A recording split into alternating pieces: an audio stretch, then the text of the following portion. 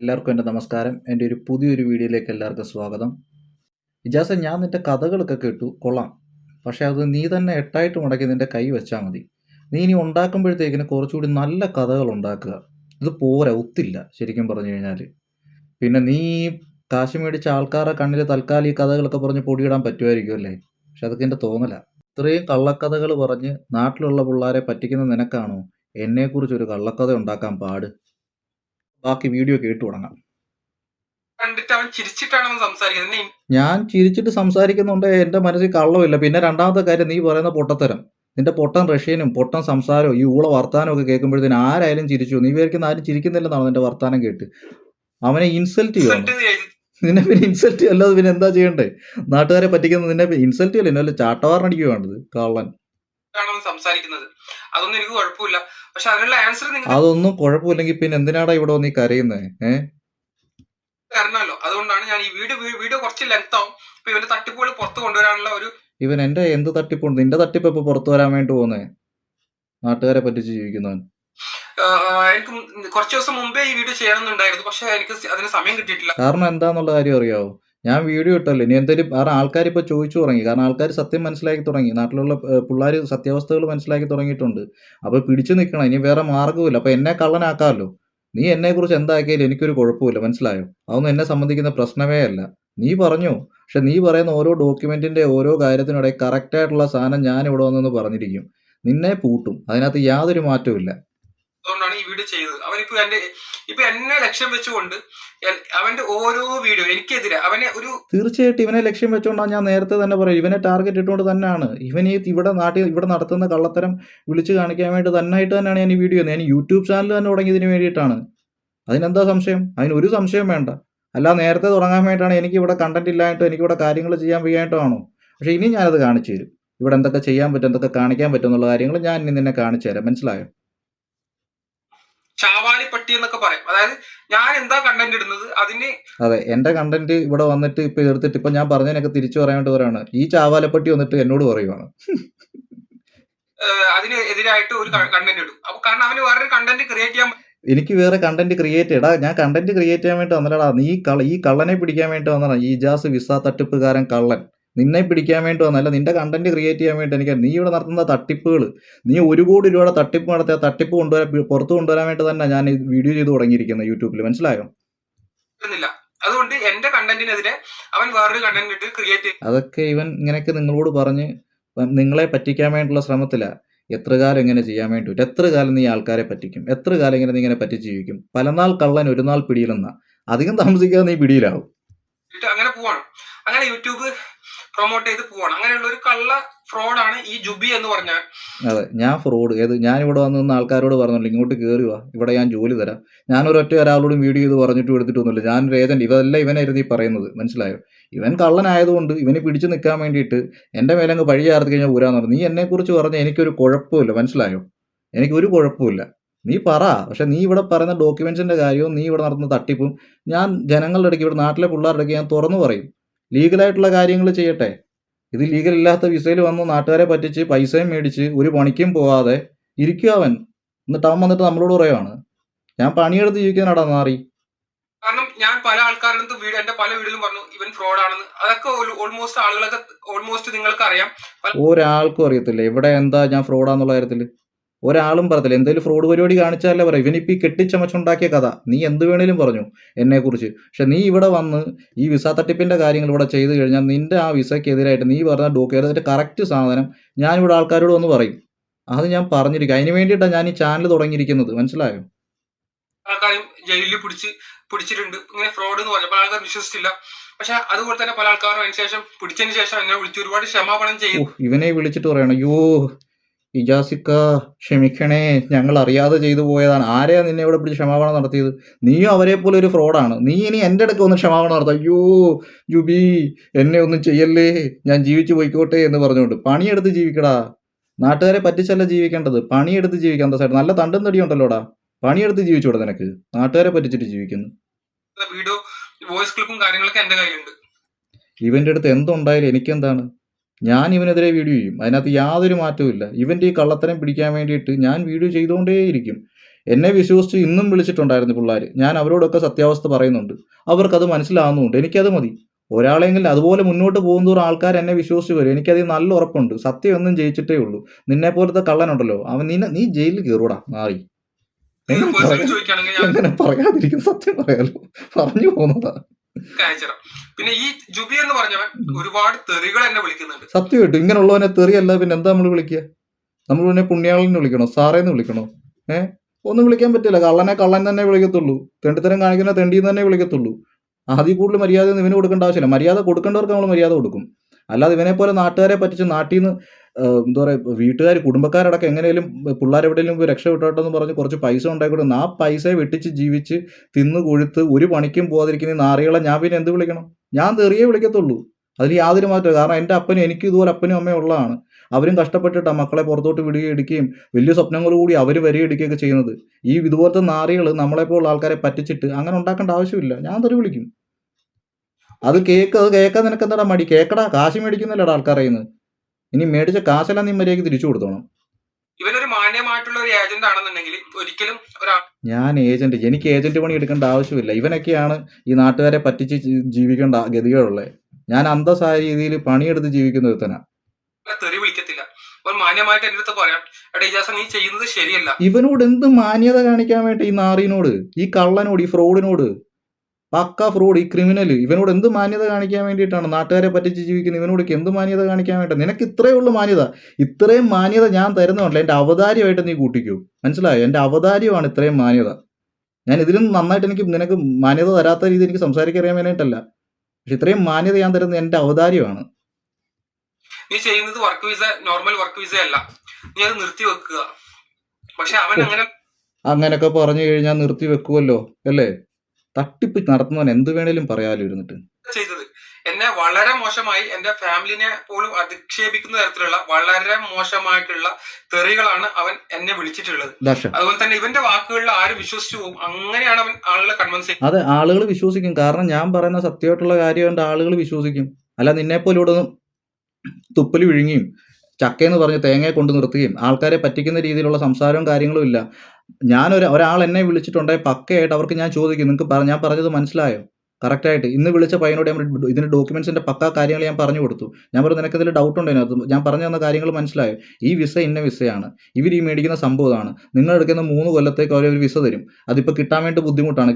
കിട്ടിക്കഴിഞ്ഞാൽ ഏതെങ്കിലും ഒരുത്തം വന്നു കഴിഞ്ഞാൽ അവൻ്റെ കാര്യം തീർന്നു. കാരണം വന്നു കഴിഞ്ഞാൽ ഈ 3 കൊല്ലം കഴിയുമ്പോഴത്തേനും തിരിച്ചു പോകേണ്ടി വരും. ഞാൻ പറഞ്ഞില്ല, ഇതുപോലെ പ്രശ്നങ്ങളുണ്ട് ഇവിടെ ഈ വിസയ്ക്കകത്ത്. ഇപ്പം മോസ്കോയിൽ ഭയങ്കര പ്രശ്നമായിട്ട് നടന്നുകൊണ്ടിരിക്കുകയാണ് ഈ തട്ടിപ്പ് വിസ ഇവരിട്ട്. അതിൻ്റെ കാര്യങ്ങളൊക്കെ ഞാൻ പറഞ്ഞതല്ലോ. മുന്നോട്ട് പോകുന്തോറും ഞാൻ ഈ സംഭവങ്ങളൊക്കെ പറഞ്ഞു എടുത്തും തരാം. എല്ലോടും ഒറ്റയടിക്ക് പറയാനില്ല. ഇവൻ പറയുമല്ലോ, ഫൈനലിസ്റ്റ് മറുപടി വന്നാൽ മതിയല്ലോ. കേൾക്കാം ബാക്കി. പിന്നെ ഇവൻ പറയുന്നുണ്ട് ആ തെറികൾ ഞാൻ നിങ്ങൾക്ക് കുറച്ച് കഴിഞ്ഞിട്ട് ഞാൻ കേൾപ്പിച്ചുതരാം. അവൻ വിളിക്കുന്ന തെറികൾ എന്താണെന്ന്. അപ്പൊ നിങ്ങൾക്ക് മനസ്സിലാവും അവനൊരു പെണ്ണിന്റെയും ആണിന്റെയും. അതൊക്കെ പുതിയ സാധനം കേട്ടോ. ഞാൻ വിളിച്ചിട്ടുള്ള പച്ചക്ക് ഇവനെ വിളിച്ച് നേരിട്ടാണ് വിളിച്ച് തെറി പറഞ്ഞിട്ടുള്ള കിമ്മാരി തെണ്ടിത്തരം കാണിക്കുന്നതിന്. ഇതൊക്കെ അവന്റെ പരിപാടിയും കാര്യങ്ങളൊക്കെയാണ്. അവനൊരു ആണോ പെണ്ണോ എന്ന് പോലും എനിക്കിപ്പോ ഒരു സംശയമാണ്. കാരണം ശിഖണ്ഡിയാന്ന് എനിക്ക് തോന്നുന്നു. നീയാണ് ശിഖണ്ഡി, ഊത്ത്. നിന്റെ മുഖം കണ്ടാലേ അറിയാം ഊത്താന്നുള്ള കാര്യം. അല്ലെങ്കിൽ ശിഖണ്ഡി അല്ലെങ്കിൽ ലെസ്ബിയൻ. പക്ഷെ അവര് ഇവനേക്കാളും സ്റ്റാൻഡേർഡ് ഉള്ള ആൾക്കാരാണ്. അത്രയും ഒരു പെണ്ണിന്റെ ശബ്ദത്തിലാണ് ഇതിൽ സംസാരിക്കുന്നത്. അത് ഞാൻ നിങ്ങൾക്ക് വോയിസ് ക്ലിപ്പിൽ അവന്റെ വോയിസ് ക്ലിപ്പ് ഞാൻ ഈ വീഡിയോയിൽ ആഡ് ആയിട്ടുണ്ട്. അത് നിങ്ങൾക്ക് കുറച്ച് കഴിഞ്ഞിട്ട് കേൾക്കാം എന്താണെന്നുള്ളത്. പിന്നെ ഇവൻ ഇത്രയും വലിയ ഈ തട്ടിപ്പുകളൊക്കെ നടത്തുന്നത് ഞാനിവിടെ ഇതിനുള്ള കറക്റ്റുള്ള ആൻസർ ആളുകൾക്ക് കൊടുക്കുന്നത് ഇവൻ ഇഷ്ടപ്പെടുന്നില്ല. അപ്പം ഇവൻ എന്ത് കറക്റ്റ് ആൻസർ ആണ് നിങ്ങൾക്ക് തന്നിട്ടുള്ളത്? ഒരു ആൻസർ ഞാൻ ചോദിച്ചതിൻ്റെ ഒരു ഉത്തരത്തിനോ ചോദിക്കുന്ന ചോദ്യത്തിനുള്ള ഉത്തരവോ കാര്യങ്ങളോ ഇവൻ ഇതുവരെയായിട്ട് തരാൻ കഴിഞ്ഞിട്ടില്ല. ഇവൻ എന്ത് നിങ്ങൾക്ക് കറക്റ്റായിട്ടുള്ള ആൻസർ ആണ്? ഞാൻ ഇവൻ വിഴുങ്ങുവാണ്, തുപ്പൽ വിഴുങ്ങുവാണ് ഈ ഫ്രോഡ്. അവൻ എന്നെ ലക്ഷ്യം വെച്ചുകൊണ്ട് ഓരോ വീഡിയോ എനിക്കെതിരെ വീഡിയോ ഇട്ടുകൊണ്ട്. തീർച്ചയായിട്ടും. കാരണം ഇവൻ പറയുന്ന കള്ളത്തരത്തിന് ഞാൻ എൻ്റെ നാട്ടിലെ പിള്ളേരെ, നമ്മുടെ നാട്ടിലെ പിള്ളേരെ പറ്റിക്കാൻ ഞാൻ സമ്മതിക്കൂല. ഒരു കാരണവശാലും സമ്മതിക്കൂല.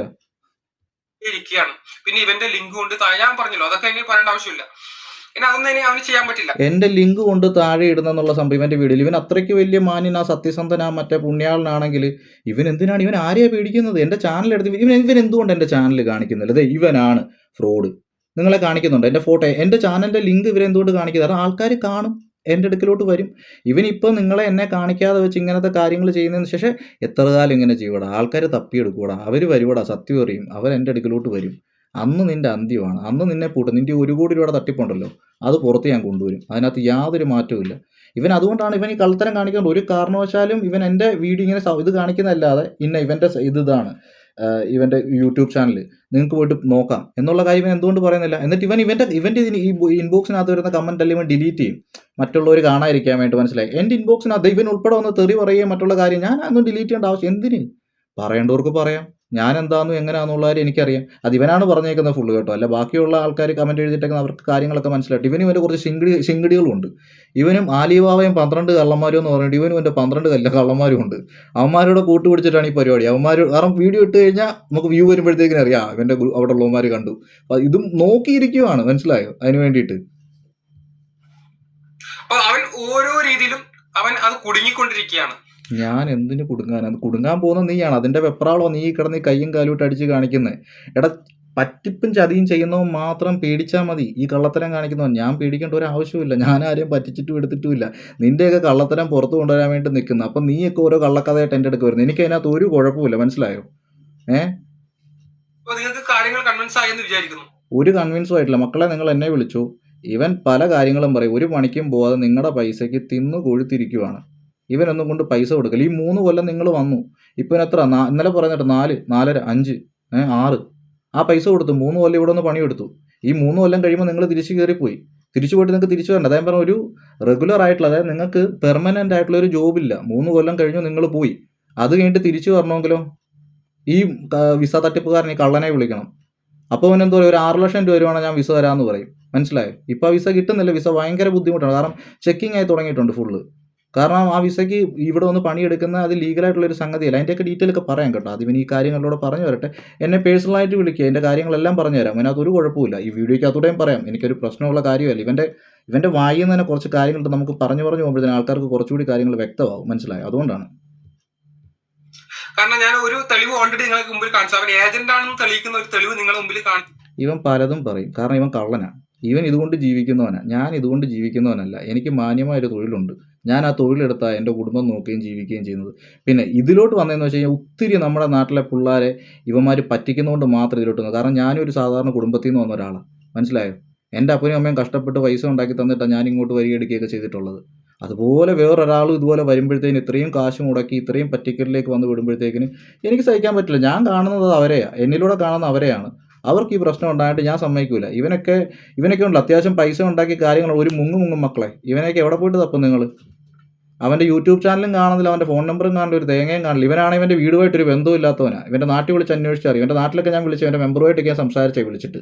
ഇവൻ്റെ കാര്യങ്ങളും ഇവൻ്റെ നാട്ടിൽ അതെല്ലാം ഞാൻ അതേ പറയും. ഇവൻ്റെ ഓരോരോ കഥകളുണ്ട്. ഞാൻ ഇവൻ്റെ ഗോവൻ കഥ, അതുപോലെ തന്നെ ഇവൻ്റെ നാട്ടിലെ കഥ, ഇവൻ ഇവിടെ റഷ്യയിലുണ്ടായിരുന്ന മുർമാൻസിലുണ്ടായിരുന്ന അവിടുത്തെ കഥ, ഇപ്പോൾ മോസ്കോയിൽ ഇപ്പോൾ നിൽക്കുന്ന ഇവിടുത്തെ കഥ, ഇവൻ്റെ എല്ലാ ഏറ്റവും ഇവൻ എന്നെക്കുറിച്ച് എന്താ ഇവൻ എന്നെക്കുറിച്ച് ഒന്നും അറിയത്തില്ല. ചുമ്മാ വന്ന് വായ്ത്താളം ഓടിക്കുകയാണ്. മനസ്സിലായോ? എന്ത് തെളിവ് ഇവന് പോകുന്ന കുറച്ച് കഥ പറഞ്ഞിട്ട് ഇവൻ പറഞ്ഞാൽ നമുക്കെന്ത് കുഴപ്പമുള്ളത്? ഞാൻ എന്താണെന്ന് എനിക്ക് നന്നായിട്ട് അറിയാം. നീ എന്ത് വേണം ഈ കള്ളത്തരം കാണിക്കുന്നവൻ എന്തും പറയാം. നീ പറ.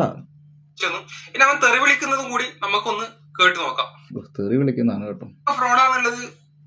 ബുദ്ധി വിവരമുള്ള ആൾക്ക് അതെ, മനസ്സിലാവും. തെറിവിളി കേട്ടിട്ടുണ്ടെങ്കിൽ അതവൻ്റെ കയ്യിലിരിപ്പിൻ്റെ ആയിരിക്കുമല്ലോ. വെറുതെ ഒരാൾ വിളിച്ചിട്ട് ഒരാളെ തെറി വിളിക്കൂ? കള്ളത്തരവും തെണ്ടിത്തരവും കാണിക്കുന്നവനല്ലേ. ഞാൻ ഇതിനകത്തോടെ തെറി വിളിക്കും. ഇതൊരു സോഷ്യൽ മീഡിയ ആയതുകൊണ്ടൊന്നും പറയാത്ത. എന്നെ നേരിട്ട് കാണുവാണെങ്കിൽ ചെപ്പ അടിച്ചാൽ പൊട്ടിക്കും. ഇമാതിരി പരിപാടികൾ നാട്ടിലെ ആൾക്കാരോട് കാണിക്കരുത്. എടാ നീ പണിയെടുത്ത് തന്നെ, നിനക്ക് നല്ല തണ്ടും തടിയില്ലടാ, നല്ല ആരോഗ്യമില്ലേ? ഈ നാട്ടിലുള്ള പാവപ്പെട്ട ആൾക്കാരെ പറ്റിച്ചിട്ട് വേണം നിനക്ക് ജീവിക്കാൻ വേണ്ടിയിട്ട്. പിന്നെ അവൻ പറയുന്നുണ്ട് ഈ 3 ഇയർ വിസ ഒരു പ്രോപ്പർ വിസ അല്ല എന്നുള്ളത്. ഇതൊരു പ്രോപ്പർ വിസ അല്ല എന്നുണ്ടെങ്കിൽ റഷ്യൻ ഗവൺമെന്റ് ഒരിക്കലും അങ്ങനെ ഒരു വിസ അടിച്ചു കൊടുക്കത്തില്ല. അതായത് 3 ഇയർ വിസ പ്രോപ്പർ വിസ അല്ലെങ്കിൽ റഷ്യൻ ഗവൺമെന്റ് വിസ അടിച്ചു കൊടുക്കത്തില്ല. ഞാനപ്പോൾ അതിൻ്റെ കാര്യം പറഞ്ഞുതരാം. അതായത് ഇവർ പോയിട്ട് വിസ ചെയ്യുന്നതെന്ന് വെച്ച് കഴിഞ്ഞാൽ നമ്മുടെ നാട്ടിൽ ടാക്സ് ഓഫീസ് ഉണ്ടല്ലോ, അവിടെ പോയിട്ടൊരു കമ്പനി പോയിട്ട് രജിസ്റ്റർ ചെയ്യും. രജിസ്റ്റർ ചെയ്തിട്ട് ഈ കമ്പനി അതുപോലെ ഞാൻ പറഞ്ഞില്ല, ഇവർ കോർട്ടയും ഈ പറഞ്ഞതിൻ്റെ തൊട്ട് നമ്മുടെ ഇപേയും പ്രൈവറ്റ് ലിമിറ്റഡ് കമ്പനിയാക്കാനുള്ള കാര്യങ്ങളും എല്ലാ സംഭവമായിട്ട് എടുക്കും. ഞാനിപ്പോൾ പെട്ടെന്ന് ഓർമ്മ വരാത്തതുകൊണ്ടാണ് കേട്ടോ. അപ്പം അതെല്ലോട്ട് എടുക്കും. അതെല്ലോട്ട് എടുത്തിട്ട് ഇവർ ഉഫമാസിൽ പോയിട്ട് വിസയ്ക്ക് അപ്ലൈ ചെയ്യും. വിസയ്ക്ക് അപ്ലൈ ചെയ്യുമ്പോഴത്തേന് അതിനൊരു ചെറിയൊരു ശതമാനം പൈസ അടച്ചാൽ മതി ഒരു വിസ എടുക്കാൻ വേണ്ടിയിട്ട്. എന്നിട്ട് അപ്പം ഇവർ ചെക്കിങ്ങിന് പോകുന്നില്ല. മനസ്സിലായോ? മറ്റേ നമ്മുടെ ഈ ടാക്സ് ഓഫീസിൽ നിന്ന് ഇപ്പോഴെന്ന് വെച്ചാൽ അങ്ങനെയല്ല. ഇപ്പോൾ കമ്പനി രജിസ്റ്റർ ആണോ അവർ പോയിട്ട് എൻക്വയറി ഉണ്ട്. മനസ്സിലായോ? എല്ലാ കാര്യങ്ങളും ചെയ്യുന്നുണ്ട്. അപ്പോൾ അങ്ങനെ ഒരു കമ്പനി ഇല്ല. ഇവർ ഈ ഒരു ഡോക്യുമെന്റ് ചെയ്ത് ഉഫമാസിൽ പോയിട്ട് വിസ എടുക്കുന്നിടത്ത് പോയിട്ട് വിസയ്ക്ക് അപ്ലൈ ചെയ്തു, നിങ്ങളുടെ ഡോക്യുമെന്റ് കാര്യങ്ങൾ മേടിച്ച് വിസ ചെയ്തു, നിങ്ങളിവിടെ കൊണ്ടുവന്നു. നിങ്ങളിവിടെ കൊണ്ടുവന്ന് കഴിയുമ്പോഴത്തേന് ചിലവന്മാർ ഈ വിസ എന്തെന്ന് അറിയാം, ഈ കമ്പനി അങ്ങ് ക്യാൻസൽ ചെയ്യും. അപ്പോൾ ടാക്സ് അടക്കണമല്ലോ ഗവൺമെന്റിലോട്ട്, ഈ കമ്പനി ടാക്സ് ചെയ്യും. അപ്പോൾ എന്ത് ഈ വിസ ക്യാൻസലായി. ഈ വിസ ക്യാൻസൽ എന്നുള്ള കാര്യം നിങ്ങൾ അറിയുന്നില്ല. നിങ്ങൾ ഇവിടെ നിന്ന് പണിയെടുക്കുമായിരിക്കും, നിങ്ങൾ തിരിച്ച് കയറി പോകുന്ന സമയത്തായിരിക്കും നിങ്ങൾ ഈ സംഭവം അറിയും. ചിലപ്പോൾ നിങ്ങൾക്ക് കയറി പോകും, ആ സമയത്ത് നിങ്ങൾ അറിയുന്നില്ല, നിങ്ങൾ പോയി. പിന്നെ അത് കഴിഞ്ഞിട്ട് നിങ്ങൾ തിരിച്ചു വരാൻ നിൽക്കുന്ന സമയത്തായിരിക്കും ഈ പറഞ്ഞതിൻ്റെ കൂട്ട് ഈ കാര്യങ്ങളെല്ലാം അറിയെടുക്കുകയും ചെയ്യുന്നത്. മനസ്സിലായോ? അതുകൊണ്ടൊക്കെയാണ് ഈ പറയെടുക്കുകയും ചെയ്യുന്നത്. ഇവന്മാർ തരുന്ന വിസ ലീഗലായിട്ടുള്ള വിസ അല്ല. ഒരു ലീഗൽ ഒരു കമ്പനിയാണ്, നിങ്ങളുടെ അടുത്ത് 10ൻ്റെ പൈസയുടെ ചിലവില്ല. 10ൻ്റെ പൈസ നിങ്ങൾക്ക് നാട്ടിൽ ഒരു മെഡിക്കൽ എടുക്കുന്നതും വിസ സ്റ്റാമ്പ് ചെയ്യുന്നതുമായിട്ടുള്ള ചിലവേ ഉള്ളൂ.